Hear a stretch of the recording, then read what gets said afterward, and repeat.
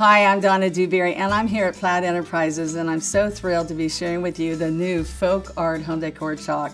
And we have beautiful waxes to go with it. We have tools that you're going to love to use, and the best part of it is that you can go through your house and redo all kinds of wonderful things in your home, from accessories to decorate with, from your kitchen cabinets to your bathroom cabinets, and any kind of craft project you want to do, whether it's finished or unfinished. You're going to love that we have all these beautiful colors, 3 different colors of wax to work with, and lots more. So let's get started.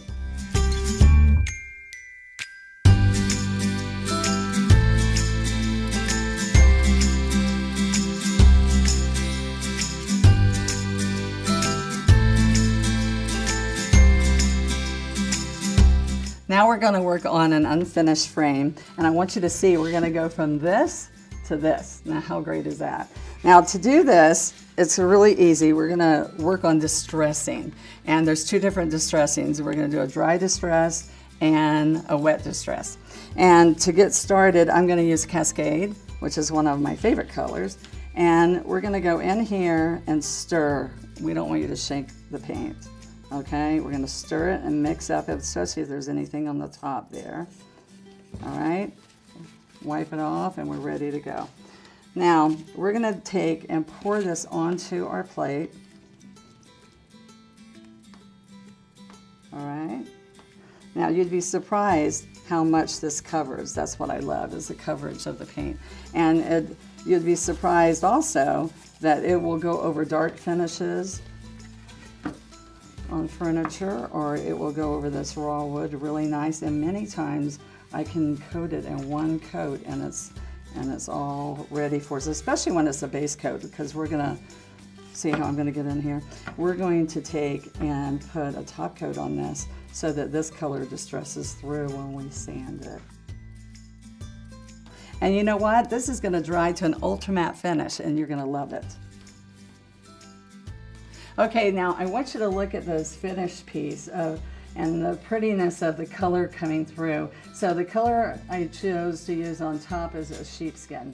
And then you see when we finish it, we have the beautiful cascade coming through. So always pick 2 colors that you like to use that way.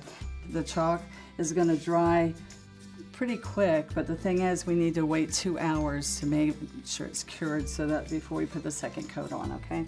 Okay, so I'm putting a good amount of paint, so I'm ready to put my top coat.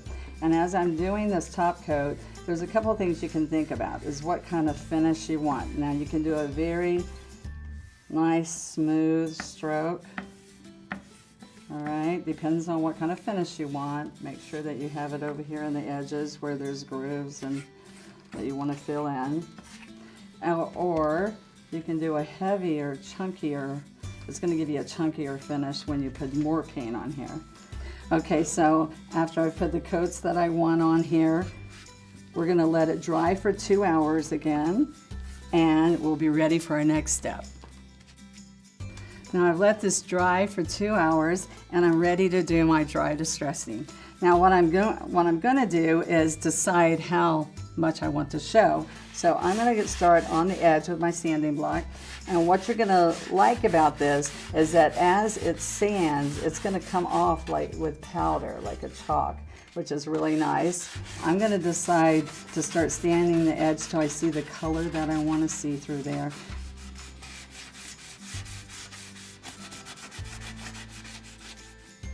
Okay, what I want to show you now is if you put this up to the frame that we've already finished, I want you to see it's your personal preference about how you see this is quite a bit more distressed than this one is. But I like showing the wood grain and other aspects of the wood, so you enjoy and do what makes you happy. Okay, now I'm going to show you the wet distress technique, and I'm going to use a sponge. It's a nice handy sponge, one of our tools. We're going to go into the water, squeeze it out so it's still damp, all right? And then we're going to go onto our piece that's almost dry but not quite dry. And you're going to start rubbing away our finish on here. And this finish is not quite dry. You want to get it right before it's totally dry. See how nice that comes out? And you can be vigorous on this. You can decide how much you want. if you want more distressed or less.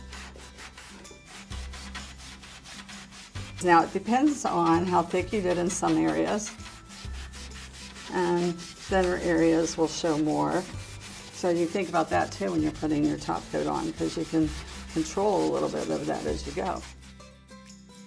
Now I've shared with you two techniques of distressing. One's with the sanding block, and the second one was with the wet sponge. So that's the wet distressing. I love them both, but my favorite's the wet distressing because it's less physical work on me, I think, sometimes. And what I want you to look at is when we look at this beautiful finished frame, there's a finish on this. And this finish is our clear wax. And the clear wax, I told you there's 3 different waxes. Well, the clear wax on this, I just wanted a nice, beautiful sheen. So you're gonna put the wax on with this great waxing brush and let it dry, and then you're gonna buff it. But to learn more tips and techniques on how to wax, refer to our Home Decor FolkArt Wax how-to video. And if you wanna know more about product information and project inspiration, go to plaidonline.com. Now, go out and have fun.